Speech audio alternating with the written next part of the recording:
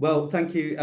So nice to see you all this afternoon, and thank you so much for inviting Tracy and myself to speak at the conference. It's a real pleasure, and I feel very humbled that we even received an invitation, frankly. So I'm Steve Walker-Whitehead. Sorry, I'm just getting used to using that name because it's my married name and it's only been 3 weeks. So I'm usually Steve Whitehead, but now I'm Walker-Whitehead.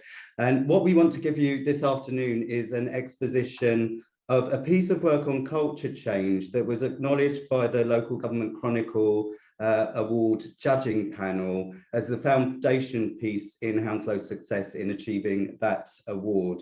And as well as that, really exciting stuff, Hounslow won the Public Services Managers Association, People Managers Association Award for Workforce Transformation. So hope you enjoy it. Going to be a real quick canter through. Going to be a bit of storytelling later as well. So look forward to that massively. I'm going to try and share my screen now. I've never done this on Zoom, so do bear with me.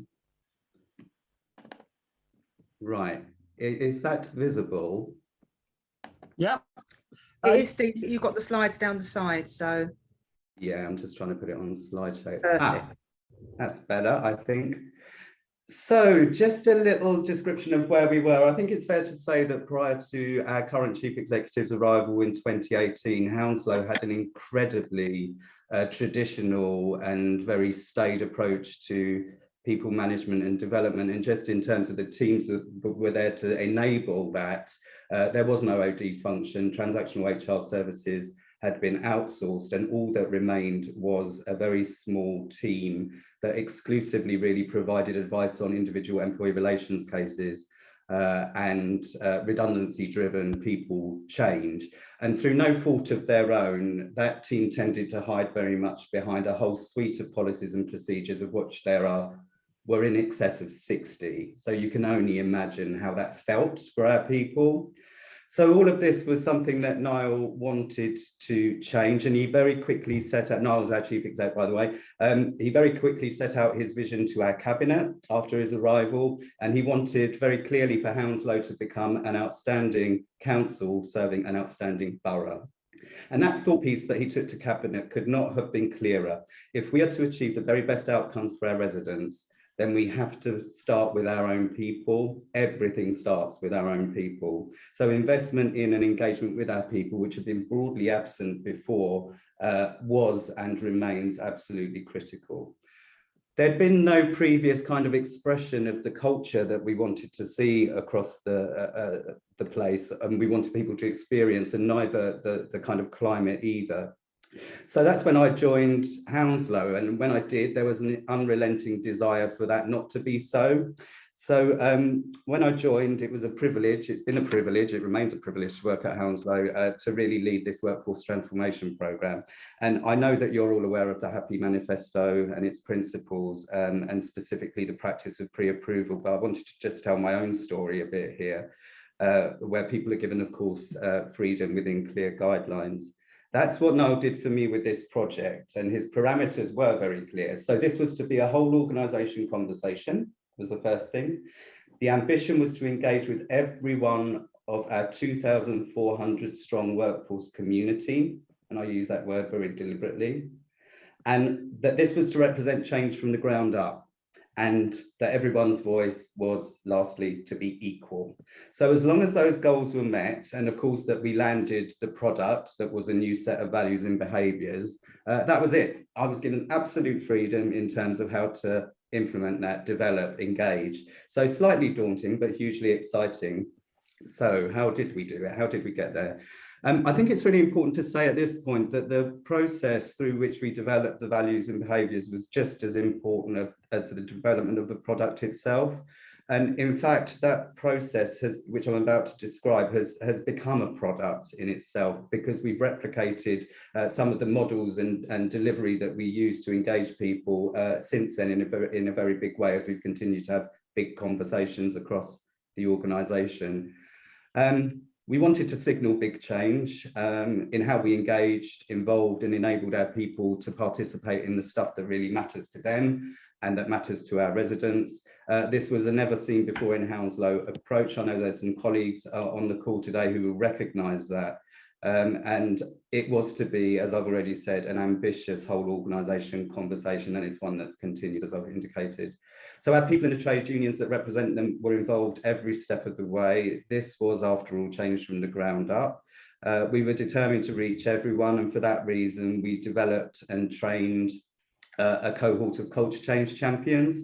So 60 people volunteered or were approached to undertake that role. And their role was very clear. It was to reach into the organisation and spread the word, start and continue the culture conversation through both formal and informal networks, and bring in the data, importantly, so that we could hear everyone's voice.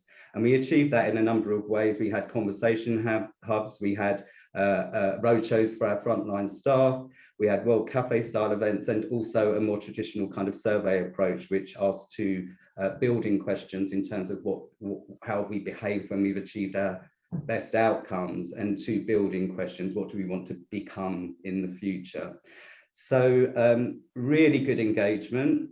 We ensured that the champions were prepared for all of that, and so they participated in a first-class learning programme and were provided with a range of tools and materials to support their conversations with our people.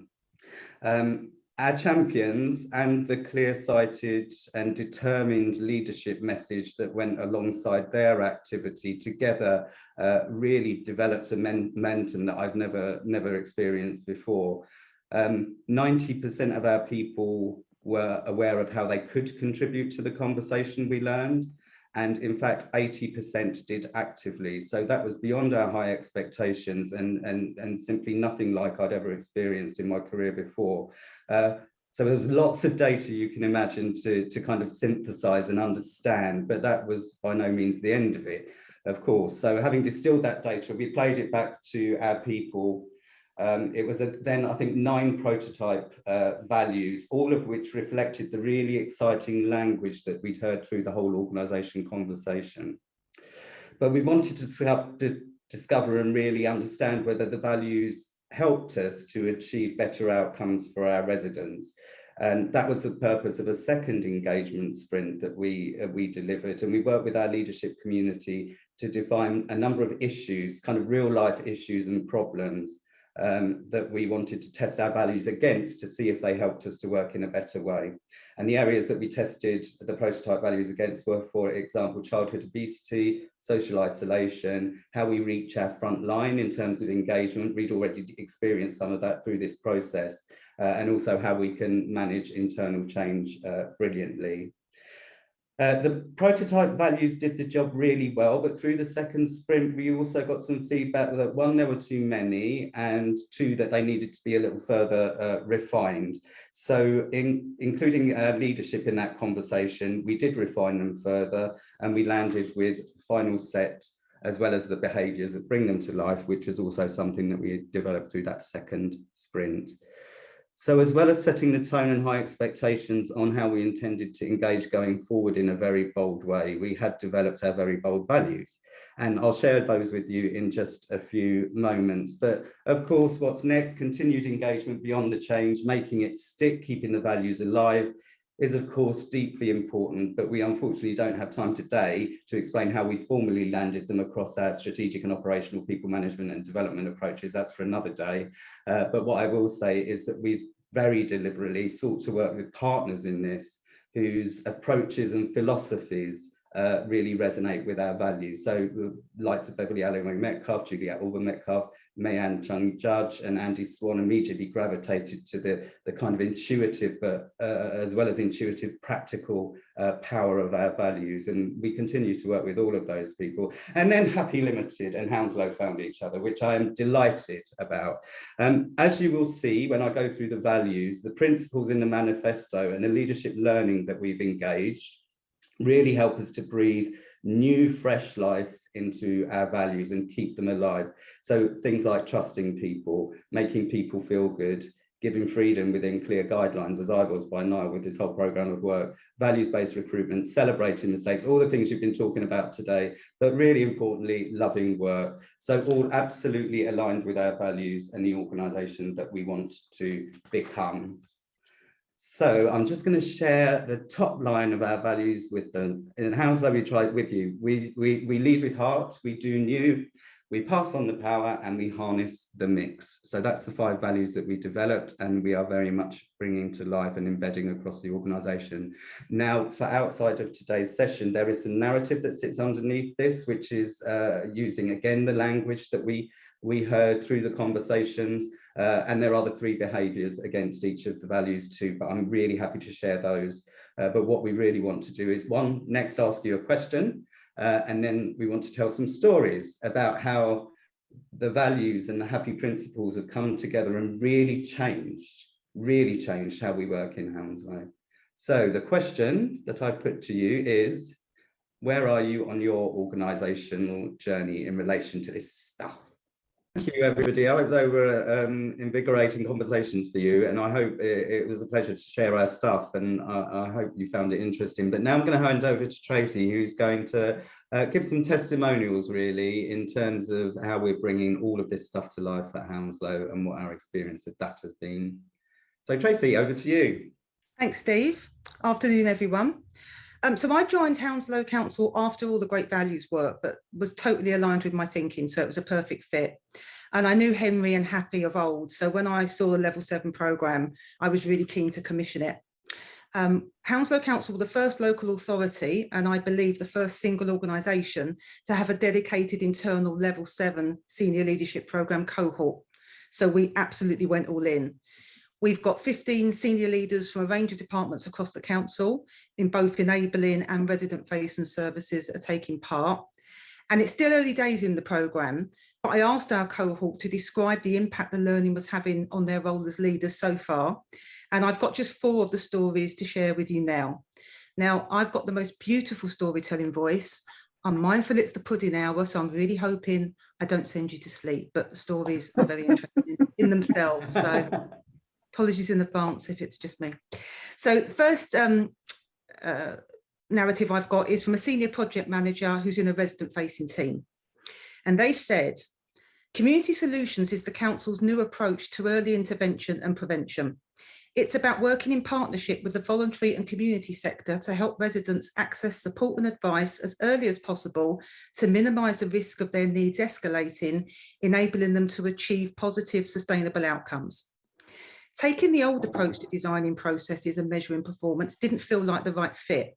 So to do new and create community solutions capability was a conscientious choice. The team weren't given specific instructions of when and how to structure their time. Instead, to increase a sense of ownership, autonomy and meaning, the intention behind the work was communicated. So what's the aim, what needs to be achieved? And then the team were encouraged to follow their instincts, manage their own time and experiment with different locations and methods of interacting with residents. Formal targets were replaced with more sophisticated, mature and holistic ways of defining success for both the residents and the council. Full support, guidance and check-ins, as well as mechanisms for peer support and sharing of experiences were put in place. And the team were given the freedom to allow them to bring their ideas and personalities to the job. People were encouraged to experiment, and psychological safety was built by saying it was okay to make mistakes, as the learning would help to refine and improve the offer for residents. In the early stages, some members of the team found the uncertainty uncomfortable and wanted clearer processes, instructions and targets so they'd know if they were doing a good job. But over time, and with support, development and reassurance, they all came to appreciate the benefits of working in this way and took up the challenge of designing their own approaches to the role, which brought out the best in them. The result was that community solutions operates in a very different way from if it had been drawn up in a strategy workshop, but it's all the better for it. The next story is from a senior HR leader, and they said, we found that many of our people quickly adapted to working from home during the pandemic. We're now looking for ways to return to council buildings with purpose and to develop a new world of work where we've evolved from our experiences over the past 2 years. As head of people business partnering, I've been thinking of ways our team can harness our shared values and strengthen culture and act as effective role models for the World of Work programme. Since doing the culture workshop as part of the Happy Level 7 programme, I've been inspired by Frederick Laloux's model of reinventing organisations, where he describes different levels of organisational maturity in the context of culture. Having considered how we could approach our World of Work programme in a way that reflects Laloux's mature organisational culture, our plan is to take HR on tour as a way of reconnecting with the borough, the different council services, and our stakeholders and residents. We'll work with purpose from different council locations throughout the borough, and so seek to drive the culture of working flexibly while maximising our connection with Hounslow, and therefore develop further as place leaders. It's also going to be loads of fun getting together in person as a team again. Next one is from the head of one of our resident services. And they said, the Happy course aligns nicely with the Hounslow values. Who would have thought that a leadership course could be so forward thinking and happy? Certainly not your typical leadership course, which makes you think about an alternative way of doing things. Even simple changes matter. A few weeks ago, I was introduced in the first face-to-face staff team meeting as the big boss. I recalled reading about the company Pizza Pilgrims, who are arguably one of the leading pizza companies who use a lot of sustainable resources and allow their staff autonomy to be creative. This includes their stance in not using the term boss, rather everyone has a part to play in the team. I lightheartedly asked the team not to think of me as the big boss, but rather someone who works in partnership with them all, and stressed that we all matter to our residents. That simple statement brought their smiling engagement throughout the meeting. While Hounslow Council will never operate like Pizza Pilgrims because of the laws and governance rules in place, you can be a kind and humble leader, which can result in happy and motivated staff. And the last story is from me, because I said that we went all in, and although I commissioned the course, I was so taken with what it could do for us. I signed up to be a delegate on it, as did Steve, as did one of our senior leader colleagues in HR. So this is my story. The OD Leadership and Learning team were really keen to pass on the power and harness the mix by tapping into the strengths and talents of all our people. So when we first thought about forming a cohort to help us achieve our ambition of creating a flourishing workplace, it would have been easy to do something like a skills audit to find out what qualifications and experience people had. But I wanted to make it more about engaging the whole person. So I used Daniel Pink's theory of motivation that says that 3 elements that make a difference are autonomy, mastery, and purpose, to inform my thinking about what was really important, which is to give our people the opportunity to choose to do something that gives them influence over not only their development, but that of others, to provide a platform for them to use and develop their existing skills and support them to learn new ones, and to let them know that the contribution they make as a cohort member has a direct and meaningful impact on the residents of Hounslow. So there was no selection process or long forms to fill out. The invitation was simply for people to say what drew them to want to be part of the cohort and what strengths, talents, and skills they could bring. And yes, we got responses from qualified coaches and mentors and teachers, which was fantastic. But what we also had was people tell us that they wanted to inspire and be an advocate for others, that they could bring energy and humour, that they were good at arts and crafts and enjoyed walking, and that they have lived experience of challenging life issues. And to be totally honest with you, and I shared this with the people that showed an interest, I found reading their responses surprisingly emotional, because it showed that not only do our colleagues believe in our organisational wellness strategy that says we want everyone in Hounslow to be able to connect, belong, grow and flourish, but that they felt they were being seen for bringing their whole selves to work, and that they wanted to model that for others. So just lastly for me, the moral of the stories. And the first one is look for the opportunities. So what we do as a level 7 cohort is we have informal cohort hangouts to discuss work-based issues together. And for me, those conversations, those informal conversations is where the real learning lies. And as you've heard from what people have just said, it can be about small everyday shifts.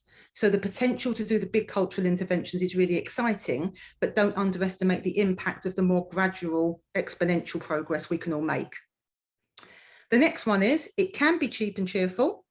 So our level 7 programme is fully funded through our apprenticeship levy, And so many of the resources Happy share, like articles, videos and podcasts, are accessible on the intranet for free.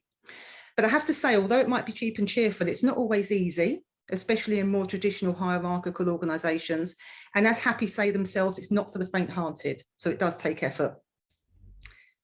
This works anywhere and everywhere. I've used these kind of approaches in the public, private, not-for-profit, education sectors. So the key is making it relevant to your environment and using what works for you. And also, importantly, you do need support from the top. And we're very lucky in that we've had our chief exec come to our induction day for the level 7. So he always shows his support. And lastly, might sound a bit corny, but it's true. Happy people does equal happy numbers. And starting with your people first to create a flourishing workplace makes all the difference to the bottom line of how well you perform as an organisation. Excellent. And Steve, was going to be. Yep, some consideration as to would the Happy Level 7 programme work in your organisation? I'm not sure, Henry, how much time we've got left. No, we haven't. So people just type into the chat. Would it work in your organisation? Okay. Okay. And does any? We might have one quick question for you. So again, put into Slido your question. Mike, you've got a question. I'm on the level 7 program at the moment, and I think it's great. How did you consider like doing level 5s and level 3s across the organization at the same time to like bring a range of people on the journey at the same time, or did you go more for trickle down? Yeah, no, great question. It's the latter. So we're looking now to roll out level 5 and then the level 3. And that was basically the theory behind that, was that the 7s could support the 5s, could support the 3s. So there'll be this kind of this gradual movement, as it were. But I guess both would work potentially. Okay, question in the Slido. How do you measure success? Oh, good question. Can we set that as another exercise, Henry, so we can nick the answers, please? That would be a good one. Okay.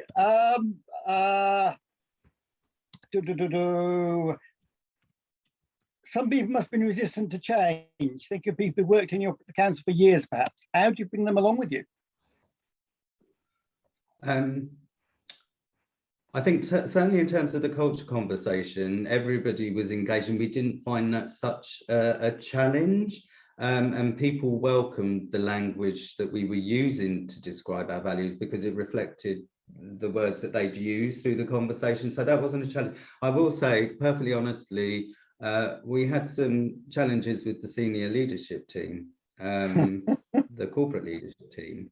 That's just for Chatham House rules, please. But yeah, people weren't so welcoming of that fresh language. They weren't so keen on how we were describing what we wanted to become. But when they saw that very quickly these words and these phrases and ways of working, importantly, really penetrated through the organisation, it became inarguable, really. And similarly, we're finding with the stuff we're learning with Happy and the new approaches that we're taking, it becomes inarguable. So those challenges, quite straightforward to overcome, actually. And the engagement was, as I described, 80% of people contributed and saw their contribution in the product. So they're still with us in that sense. Okay, excellent. One more. What do your informal sessions look like? How do you get people sharing? The informal level 7 ones. Well, I'm not sure. Yeah, I've got the two hats on. So I kind of commission the program and I lead that strategic lead, but I'm on it as well. So I genuinely just say to people, oh, last week, for example, I'm looking at how we select our local graduates. And rather than do the interview like we did last year, it was like, who wants to do a drop-in where we just hang out, have a cup of coffee online and just play about with some happy ideas about how we could better recruit people. So it genuinely is an informal invitation. People just put it out there, say, I've got a bit of work, who wants to help me with it? And then we all kind of put our collective thoughts and knowledge together to come up with something different, creative. Excellent. Well, thank you very much, Tracy and Steve, for sharing that. And what's your chance of being Councillor of the Year this year, do you think? We haven't applied. It seemed a bit Oh. girlish. I'm thinking, Henry, Council of the Century is. Yes. Aim high. Absolutely. Thank you so That's- much that's for my having us. prediction. It's been- Thank you very much. Thank you so much for having us. It's been a pleasure.